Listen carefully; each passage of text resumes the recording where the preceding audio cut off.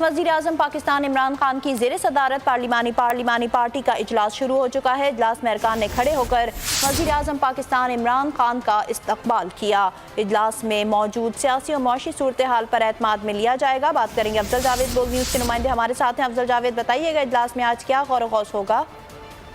हाँ जी, देखिए वज़ीर-ए-आज़म इमरान खान की ज़ेर से होकर जो पार्लिमानी पार्टी का इजलास है वो पार्लियामेंट हाउस में जारी है और जैसे ही वज़ीर-ए-आज़म इस इजलास में शिरकत करने के लिए पहुंचे तो इजलास के अरकान ने खड़े होकर वज़ीर-ए-आज़म का इस्तकबाल किया। और इस वक्त जो है इजलास में मुल्क की जो मौजूदा सियासी और माशी सूरत-ए-हाल है उस पर तमाम अरकान को इत्मीनान में लिया जाएगा। और वज़ीर-ए-आज़म जो है रवां माह जो हुकूमत की जानिब से आइंदा माली साल का वफाकी बजट जो पेश किया जाना है उसके मुताबिक भी ब्रीफ करेंगे। और एहतियाती जमातों की भी अरकान जो है वो इस इजलास में शरीक है। और जब इजलास शुरू हुआ तो लाहौर में जो दहशतगर्दी का वाक़या हुआ है उस पर शराहत दवाखानी की गई और वज़ीर-ए-आज़म ने लाहौर बम धमाके के वाक़े पर भी तशवीश का इज़हार किया। और इस वक्त जो मुशीर खजाने हैं हफीज शेख, वो उनकी भी खुसूसी तौर पर आज के इजलास में शिरकत की है और उन्होंने अरकान को जो माशी सूरत हाल पर है इस वक्त तमाम अमूर जो बिलखुसूस जो IMF के साथ बातचीत चल रही है उस पर अरकान को इत्मीनान में ले रहे हैं। जी, बहुत शुक्रिया अफजल जावेद तफसीलात बताने का।